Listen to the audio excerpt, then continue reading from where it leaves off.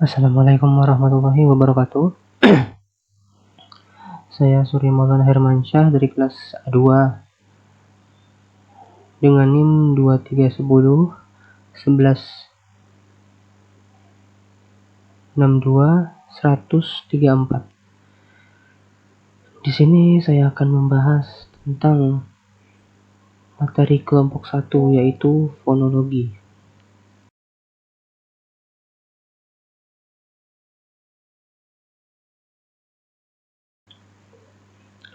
Fonologi.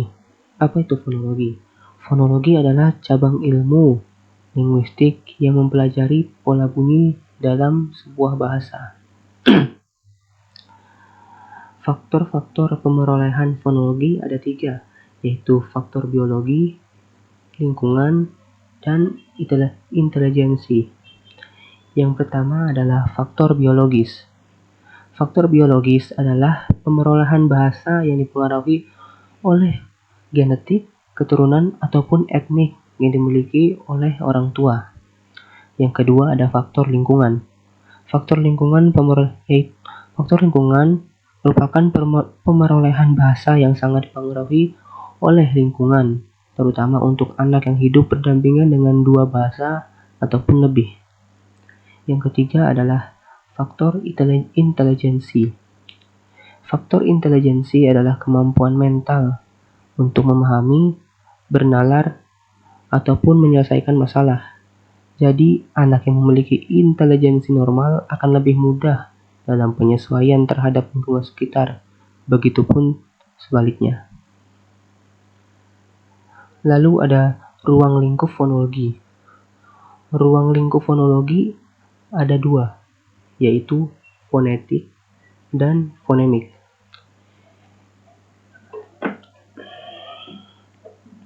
Yang pertama ada fonetik.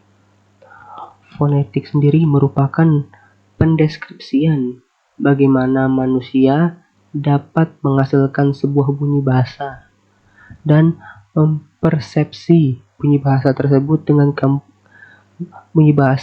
kemampuan organ biologis yang dimiliki. Kemudian ada fonemik. Secara singkat, fonemik adalah kajian atau analisis bunyi bahasa dengan memperhatikan statusnya sebagai pembeda makna.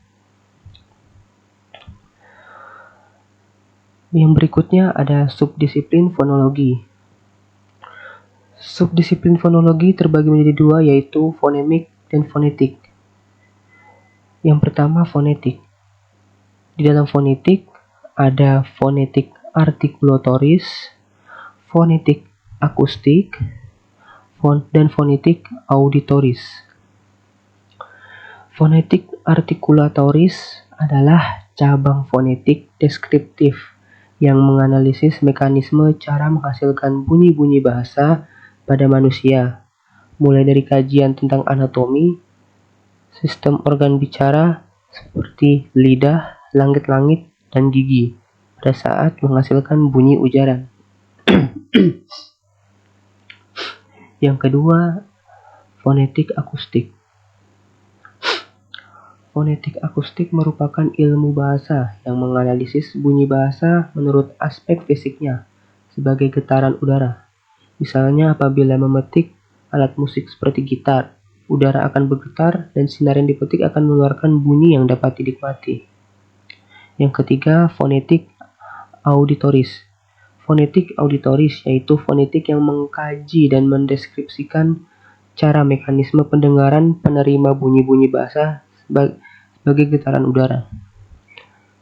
Yang kemudian subdisiplin di dalam fonemik. Yang pertama ada identifikasi fonem. Yang kedua alofon. Yang ketiga klasifikasi fonem. Yang keempat khasanah fonem. Yang kelima perubahan fonem. Dan yang keenam fonem dan grafem. Kita kembali ke nomor 1. Yang pertama yaitu identifikasi fonem. Identifikasi fonem yaitu proses identifikasi unit-unit bunyi yang membedakan makna dalam bahasa tertentu. Yang kedua ada alofon. Alofon adalah variasi bunyi yang tidak mengubah makna kata dalam suatu bahasa, tetapi hanya beda dalam konteks pengucapannya. Yang ketiga ada klasifikasi fonem, yaitu pengelompokan fonem-fonem berdasarkan ciri-ciri fonetik atau fonologi tertentu, seperti tempat atau cara pembentukan bunyi. Yang keempat ada khasana fonem. Khasana fonem yaitu kumpulan semua fonem yang terdapat dalam sebuah bahasa atau dialek tertentu. Yang kelima, perubahan fonem. Perubahan fonem yaitu perubahan dalam sistem bunyi sebuah bahasa yang menghasilkan perubahan makna kata, seringkali terjadi secara historis atau dalam proses perubahan bahasa. Yang keenam, fonem dan grafem. Fonem adalah unit bunyi dalam bahasa yang membawa makna. Sedangkan grafem adalah unit tulisan atau huruf yang mempresentasikan bunyi tersebut ke dalam tulisan. Yang kemudian adalah fonologi dengan subdisiplin ilmu lainnya. Yang pertama ada morfologi. Morfologi mempelajari struktur internal kata-kata, termasuk hubungan antara fonem-fonem dan morfem-morfem dalam pembentukan kata-kata. Yang berikutnya ada sintaksis.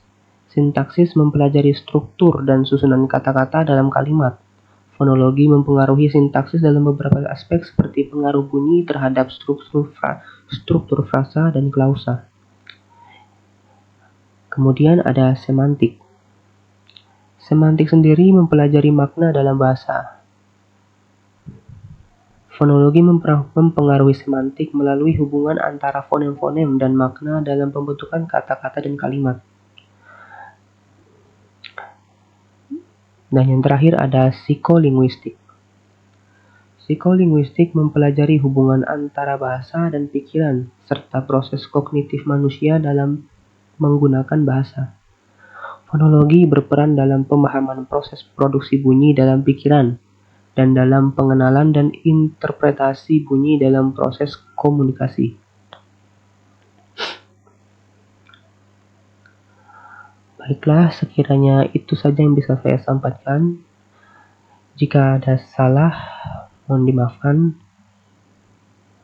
Wassalamualaikum warahmatullahi wabarakatuh.